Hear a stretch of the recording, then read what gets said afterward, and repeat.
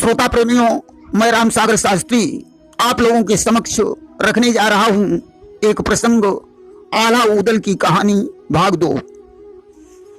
देखिए, रानी मलना सभी पुत्रों को बराबर चाहती थी। एक बार महोदय में गुरु अमरनाथ आए।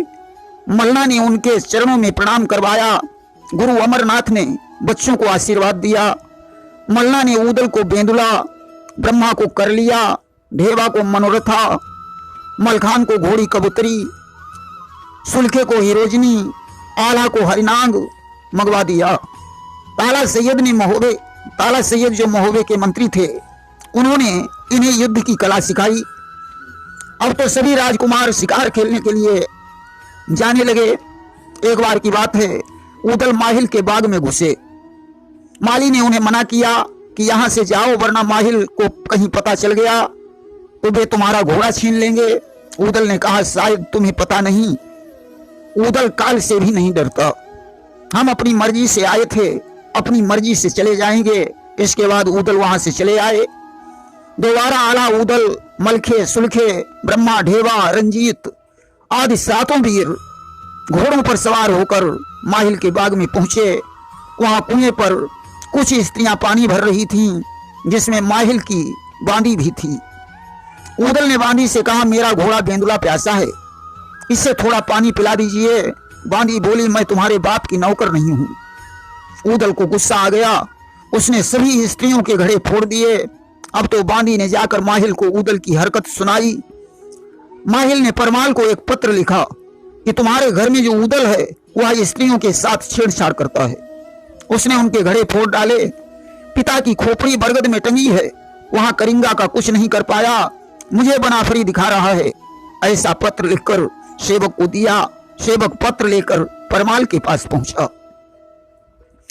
परमाल ने सेवक से कहा, जाकर माहिल से कह देना, ऊदल अभी बच्चा है, उसने जो भी नुकसान किया है मैं उसका जुर्माना भर दूंगा। इधर माहिल ने अपने पुत्र अभई को बाग में भेजा। अभई और ऊदल की लड़ाई हुई। अभई की बांह टूट गई। अब तो माहिल लिल्ली घोड़ी पर सवार होकर राजा परमाल के पास पहुंचे। उन्होंने कहा, ऊदल इतना उद्दंड है कि किसी की बात ही नहीं मानता। उसने मेरे पुत्र अभई की बांह तोड़ डाली है। करिंगा ने पिता का शीश काटकर बरगद में टांग दिया।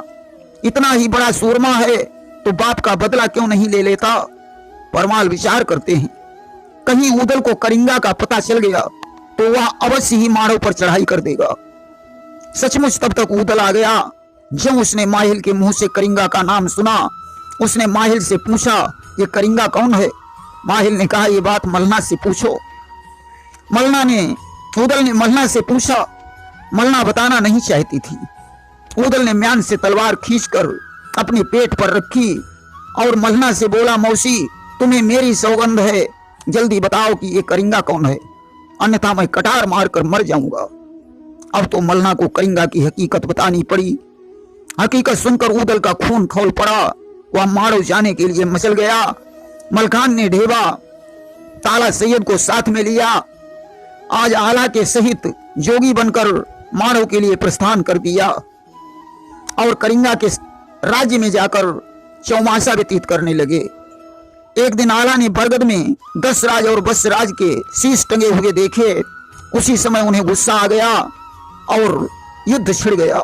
अनूपी और टोंडरमल से युद्ध हुआ। करिंगा और जंभे से युद्ध हुआ और करिंगा को बंदी बनाकर महोबे में ले आए। शीश काट कर उसे कोल्हू में पिरवा दिया। इस तरीके से ऊदल ने अपने बाप का बदला चुकाया।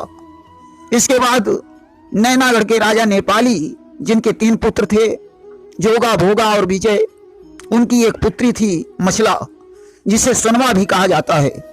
उसके साथ आला का विवाह हो गया, जिससे इंदल का जन्म हुआ था।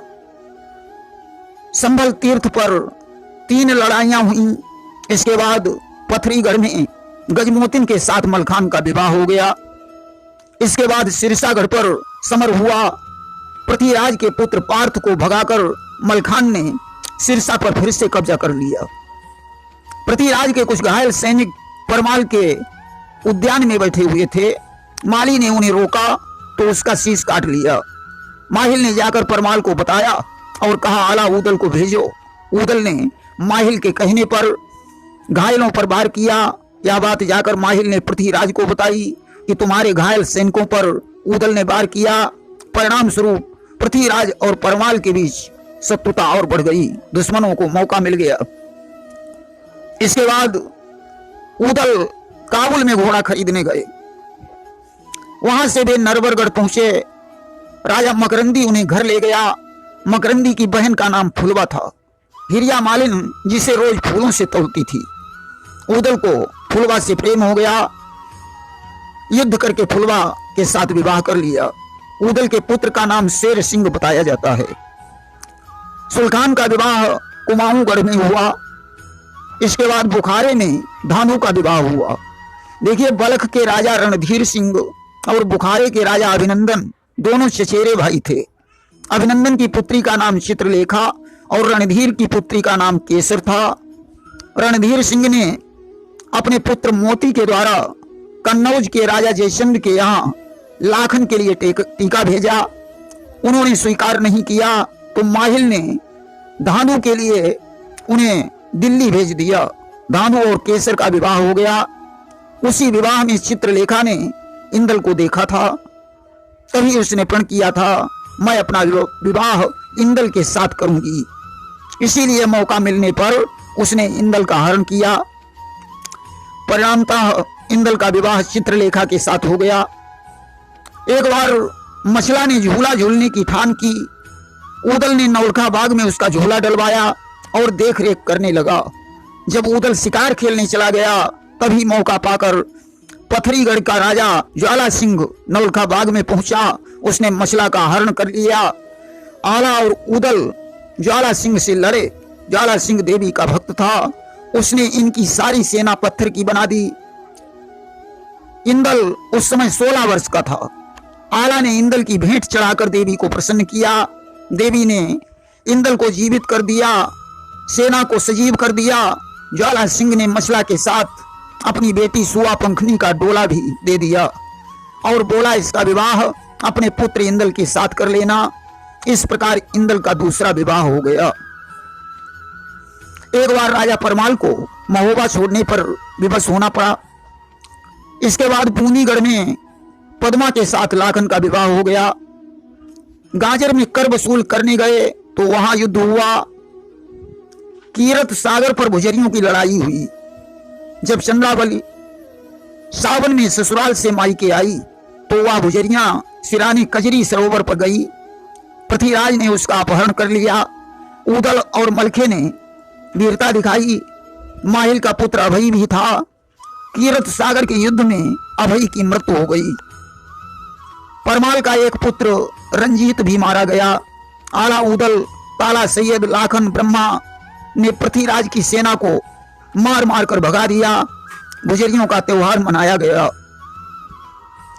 सिरसागढ़ के दूसरे युद्ध में मलखान की मृत्यु हो गई। मलखान की पत्नी गजमोतिन उनके साथ सती हो गई।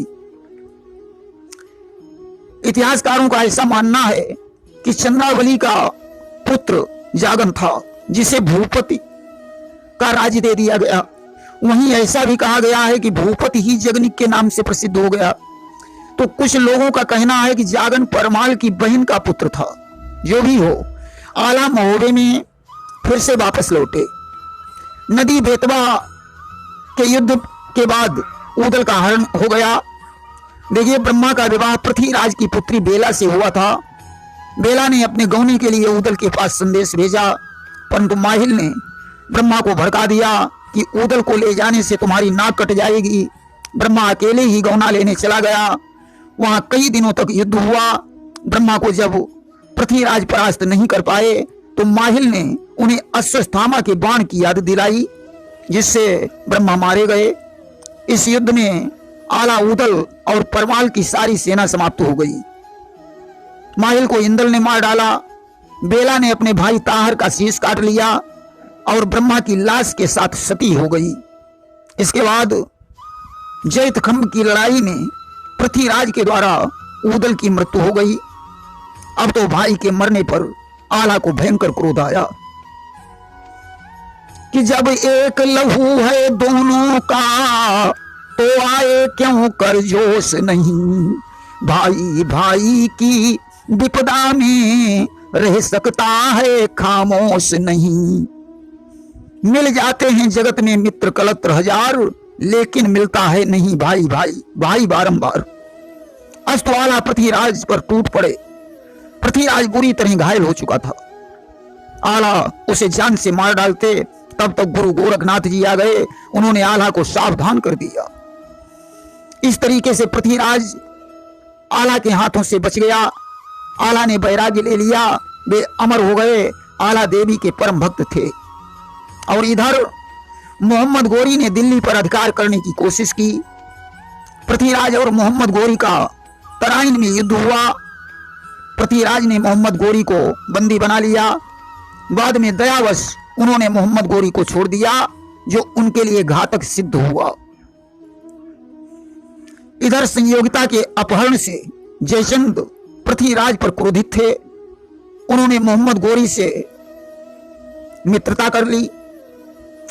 वहीं कुछ इतिहासकारों का कहना है कि जयचंद ने मोहम्मद गोरी से मित्रता नहीं की। वे सारी जिंदगी उसके साथ लड़ते रहे। उनके पुत्र हरिचंद्र ने मोहम्मद गोरी को परास्त किया।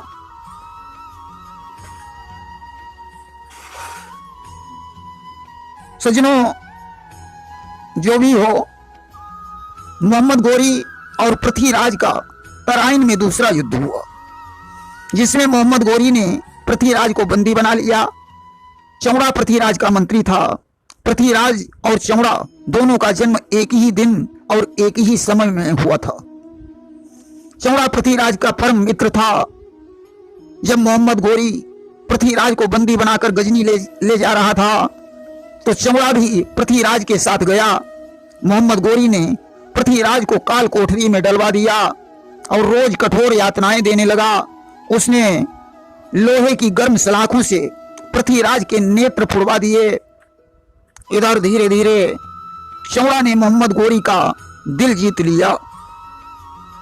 उसने मोहम्मद गोरी से कहा, पृथ्वीराज एक अच्छा धनुर्धर है। उसे मारने से पहले उसकी धनुर्विद्या का दृश्य देख लेना उचित होगा। मोहम्मद गोरी के बात समझ में आ गई। उसने पृथ्वीराज को धनुर्विद्या दिखाने के लिए दरबार में बुलवाया। दृश्य देखने के लिए मोहम्मद गोरी 4 बांस 24 गज और 8 अंगुल की ऊंचाई पर खड़ा हो गया। पृथ्वीराज अपनी कला का प्रदर्शन करने लगे। उसी बीच चौड़ा ने एक दोहा कहकर पृथ्वीराज को संकेत किया कि हे दिल्ली राज, यह चूकने का समय नहीं है कि 4 बांस 24 गज अंगुल अष्ट प्रमाण, ताऊ पर सुल्तान है मत चूको चौहान। उसी समय पृथ्वीराज ने अपना शब्द वेदी बाण छोड़ा। बाण मोहम्मद गोरी के जाकर लगा, उसका प्राणांत हो गया। पृथ्वीराज ने चौड़ा से कहा, मित्र, जब हम तुम साथ साथ पैदा हुए हैं तो क्यों न साथ साथ ही मर जाएं। मुगलों के हाथों मरना ठीक नहीं होगा, इसलिए तुम मुझे मार डालो और मैं तुम्हें मार डालूं। दोनों ने हाथ में तलवारें उठाई। चौड़ा ने पृथ्वीराज को मार डाला और पृथ्वीराज ने चौड़ा को मार डाला। दोनों लोग संसार से विदा हो गए। प्रेम से बोलिए वृंदावन बिहारी लाल की जय।